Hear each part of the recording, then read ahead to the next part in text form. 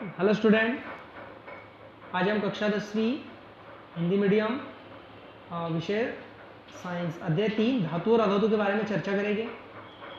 ठीक है, धातु अधातु के बारे में आपको पता ही है, धातुएं क्या होती है और अधातुएं क्या होती है। ठीक है ना। अपने दैनिक जीवन में हम धातु अधातु का बहुत उपयोग करते हैं, बहुत सारे उदाहरण भी है आपके पास में। तो हम कुछ क्वेश्चन के बारे में देखते हैं, उसको एक्सप्लेन करते हैं। ठीक है, सबसे पहले धातु क्या है, उदाहरण दीजिए। तो धातुएं होती है विद्युत की धनात्मक, ठीक है, क्योंकि ये अधातुओं को क्या करती है, इलेक्ट्रॉन त्याग देती है, इलेक्ट्रॉन को दान दे देती है और स्वयं धनायन में परिवर्तित हो जाती है। ठीक है, धातु कहलाती है। धातुओं के उदाहरण है सोडियम, पोटेशियम, आयरन, ये सब धातु के उदाहरण है। दूसरे क्वेश्चन की बात करते हैं, अधातु क्या है, उदाहरण दीजिए। बिल्कुल धातुओं का ही उल्टा, अधातु विद्युत की ऋणात्मक होती है, क्योंकि क्या करती है, धातु से इलेक्ट्रॉन लेकर स्वयं ऋणावेशित आयन बनाती है, जैसे क्लोरीन, फ्लोरीन, ऑक्सीजन, ये सब अधातु के उदाहरण है। अगला क्वेश्चन देखते हैं हम। इंपॉर्टेंट क्वेश्चन है, धातुओं के भौतिक गुणधर्मों को लिखिए। ठीक है, इनके भौतिक गुणधर्म, सबसे पहले अवस्था। जितनी भी धातु होती है उसमें से पारे को अगर छोड़ दे तो सभी धातुएं ठोस रूप में पाई जाती है। पारा क्या है, पारा भी एक धातु है जो कि द्रव अवस्था में पाया जाता है। थर्मामीटर में इसका उपयोग किया जाता है। ठीक है, अगला पॉइंट है इसका चमक। चलिए चमक की बात करते हैं। तो लगभग सभी धातुएं कैसी होती है, अगर वो शुद्ध रूप में है तो चमकदार होती है। इस गुण को क्या कहते हैं, धात्विक चमक। शुद्ध रूप में मतलब उसमें कोई भी दूसरा अयस्क उपस्थित ना हो, अशुद्धि उपस्थित ना हो। तीसरा पॉइंट देख, चलिए तीसरा पॉइंट है आघात वर्धनीयता। आघात वर्धनीय जैसे आघात मारना, पीटना। जब धातुओं को हम पीटा जाता है तो पतली चादर के रूप में परिवर्तित हो जाती है। इस गुणधर्म को आघात वर्धनीयता कहते हैं। सोना, चांदी, ये आघात वर्धनीय है, सबसे ज्यादा आघात वर्धनीय है। इसको ठोकेंगे पीटेंगे तो ये चादर के रूप में परिवर्तित हो जाएगी। लोहा भी है, लोहे की भी चद्दरें बनाई जाती है। ठीक है, एल्यूमिनियम है। चलिए अगला पॉइंट है चौथा, ध्वनिक। ध्वनिक मतलब आवाज, ध्वनि। देखिए धातुओं को ठोकने पीटने पर एक विशेष आवाज उत्पन्न होती है, जिसे क्या कहते हैं, ध्वनिक कहते हैं। अगला पॉइंट चालकता। जितनी भी धातुएं, सभी धातुएं ऊष्मा और विद्युत की सुचालक होती है। विद्युत धारा प्रवाहित की जाती है, जल्दी गर्म हो जाती है। इसलिए तो धातुओं के जो है वो धातु का उपयोग तार बनाने में किया जाता है। विद्युत के तार देखा होगा आपने, वायर वगैरह में तांबे के तार का उपयोग होता है। गलनांक और क्वथनांक। देखिए जितनी भी धातुएं, सबके गलनांक और क्वथनांक बहुत ज्यादा उच्च होते हैं। जल्दी पिघलती नहीं है, जल्दी गलती नहीं है, ठीक है, उबलती भी नहीं है। अगला क्वेश्चन देखते हैं, अधातुओं के भौतिक गुणधर्म बिल्कुल वैसी है ये, बस थोड़े उल्टे हैं। अवस्था सबसे पहले वैसी, अधातुएं तीनों अवस्था में पाई जाती है भाई, ठोस, द्रव और गैस में। चमक, देखिए अधातु में कोई विशेष चमक नहीं होती, लेकिन आयोडीन एक ऐसी अधातु है जो चमकदार अवस्था में पाई जाती है, बाकी सभी मटमेली होती है।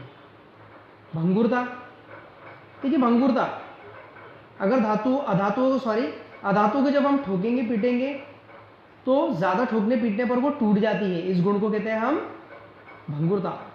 अगला देखते पॉइंट, चालकता की बात करते हैं हम। अधातुएं ऊष्मा और विद्युत की कुचालक होती है, जबकि हमने देखा था धातुएं कैसी होती है, सुचालक होती है, धारा को प्रवाहित होने देती है, ऊष्मा को प्रवाहित होने देती है। अगला देखते हैं गलनांक और क्वथनांक। धातुओं के गलनांक और क्वथनांक तो ज्यादा होते हैं, लेकिन जो अधातुएं होती है उनके गलनांक और क्वथनांक कैसे होते हैं, कम होते हैं। जल्दी पिघल जाती है, जल्दी गल जाती है। ठीक है ना। चलिए नेक्स्ट क्वेश्चन की बात करते हैं अपन। चलिए आपको एक वाक्य में उत्तर देना इसके। कमरे के ताप पर द्रव होती है, भाई कमरे के ताप पर कौन सी धातु द्रव होती है, पारा। सेकंड है, ऐसी कौन सी धातु है जो चाकू से काटी जा सकती है, सोडियम। सोडियम ऐसी धातु है जिसको आप चाकू से भी काट सकते हैं। चलिए अगला है, ऊष्मा की सबसे अच्छी चालक कौन सी होती है भाई धातु, तो चांदी, याद रखना हमेशा। ऊष्मा की सबसे अच्छी चालक धातु है चांदी। ऊष्मा की कुचालक होती है। पारा, पारा धातु होने के बाद में भी ये कैसी है, कुचालक होती है। अगला प्रश्न देखते हैं हम। चलिए अगला क्वेश्चन इंपॉर्टेंट है, धातु के रासायनिक गुणधर्म। अब धातु के रासायनिक गुणधर्म की बात कर रहे हैं हम, तो सबसे पहले देखते हैं ऑक्सीजन से क्रिया। सभी धातुएं, लगभग सभी धातुएं ऑक्सीजन से क्रिया करके एक ऑक्साइड बनाती है। और कौन सा ऑक्साइड होता है वो, धातु ऑक्साइड। जैसे नीचे देख सकते हैं अपन, कॉपर ऑक्सीजन से क्रिया कर रहा है तो क्या बना रहा है, कॉपर ऑक्साइड CO। यहाँ पर बैलेंस, ये देख रहे हैं हम, बैलेंस किस प्रकार करते हैं ये आपको हम क्लास में समझाएंगे, है ना। अभी आपको केवल याद रखना है ये। अगला पॉइंट इसका, चलिए सेकंड पॉइंट है जल के साथ अभिक्रिया। धातुएं जल के साथ अभिक्रिया करके क्या बनाती है भाई, धातु ऑक्साइड और हाइड्रोक्साइड बनाती है और क्या कर देती है, ऑक्सीजन गैस मुक्त कर देती है। नीचे देखते हैं उदाहरण, है ना, देख सकते हैं सोडियम धातु पानी से क्रिया कर रही है, क्या बना रहा है, NaOH, सोडियम हाइड्रोक्साइड। ठीक है, सोडियम हाइड्रोक्साइड बनाती है भाई, NaOH, वहाँ ऑक्साइड लिख दिया है लेकिन वहाँ पर हाइड्रोक्साइड आएगा, हाइड्रोजन गैस भी मुक्त हो गई। नेक्स्ट अम्लों से क्रिया, ये इंपॉर्टेंट है, अम्लों से क्रिया याद रखना, ये पॉइंट क्वेश्चन बना के भी पूछता है वो। देखिए धातु अम्लों से सामान्यतः जब क्रिया करती है तो हमेशा लवण और हाइड्रोजन गैस बनाती है। Zn जिंक धातु है, H2SO4, सल्फ्यूरिक अम्ल क्रिया हो गई, क्या बन गया भाई, ZnSO4 अम्ल है ये, सॉरी ZnSO4 लवण है, अम्ल निकल गया हमारे मुंह से। और H2 ये हाइड्रोजन गैस, तो एक तो क्या बना, लवण और हाइड्रोजन गैस। आखिरी पॉइंट, धातु लवणों के साथ अभिक्रिया। ठीक है, धातु लवणों के साथ अभिक्रिया, अभी लवण बन गया उसी से क्रिया देखते हैं अब। देखिए अधिक क्रियाशील धातु अपने से कम क्रियाशील धातु को उसके यौगिक विलयन या जलीय विलयन से विस्थापित कर देती है। इस अभिक्रिया को विस्थापन अभिक्रिया भी कहते हैं, इंपॉर्टेंट अभिक्रिया है ये।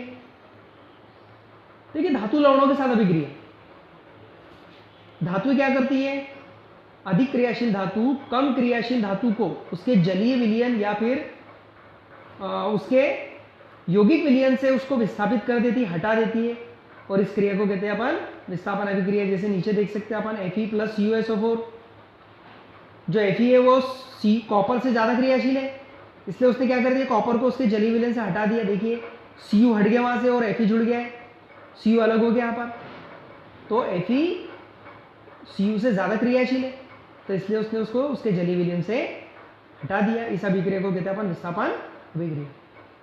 चलिए नेक्स्ट क्वेश्चन हम अगले इसमें सेंड कर देंगे। आज यहीं तक, थैंक यू स्टूडेंट।